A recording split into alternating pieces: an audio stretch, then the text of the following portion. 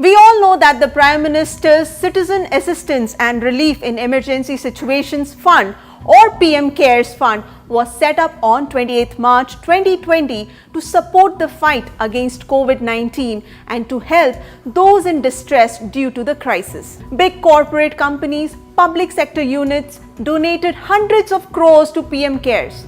Many citizens, people like you and me, also donated our small savings to PM CARES in good faith since the Prime Minister is the chairperson of the PM CARES.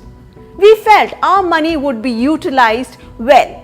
But even so, as citizens or as donor to the PM CARES, we would like to know how PM CARES is using the money it has collected. But the information on the PM CARES website is very sketchy.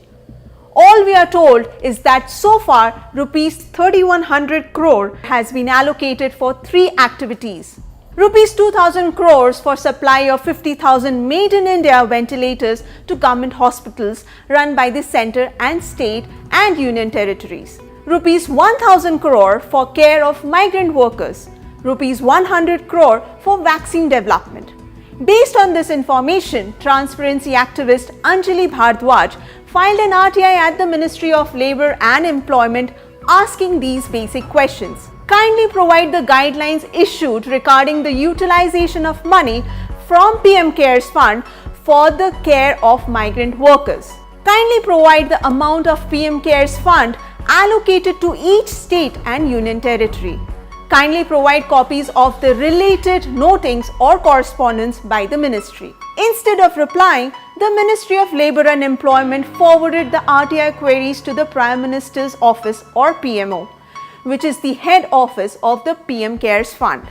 In response, the PMO refused to provide the information saying, and I quote, PM CARES Fund is not a public authority under the ambit of Section 2H of the RTI Act 2005. Which in other words means PM CARES is not a public authority because it was not established, constituted, owned, controlled or substantially financed by funds provided by central or state governments. In a similar case, RTI activist Neeraj Sharma asked the National Informatics Centre or NIC to provide certified copies of all communications or instructions received from the PMO for the registration and hosting of the domain pmcares.gov.in. Here again, the information was not shared. The same reason was given that the PM CARES Fund is not a public authority.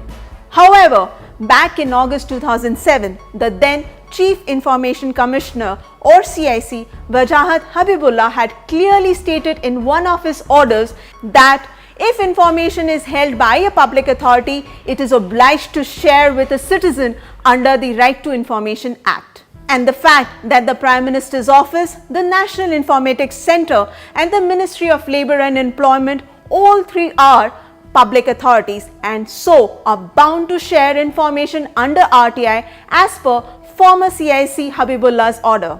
And yet, when it comes to the PM CARES Fund, they have simply refused to do so. Transparency activist Commodore Lokesh Batra has also been denied RTI replies linked to the PM CARES Fund multiple times on the same grounds. To set the record straight on whether the PM CARES Fund is a public authority or not, he filed an RTI with the PMO on 28th May asking a direct question. Is the PM CARES Fund an independent authority or does the PMO maintain a record of its activities? When he did not get a reply within 30 days, Batra filed an appeal on the same RTI on 17th July. But again, the PMO has not responded. The question is, why can't the PMO clarify whether it maintains records related to the PM CARES Fund? And since the PMO is the head office of the PM CARES Fund, are its records maintained by PMO employees or by people directly employed by PM CARES? The point being, if the PMO does maintain records of the PM CARES Fund, then it is bound to share those records under the RTI Act. For some reason, we are getting no answers from the PMO, which raises the most pertinent question. Don't the citizens of India who have donated money from their small savings, don't they have the right to know exactly how their hard-earned money has been used by the PM CARES Fund?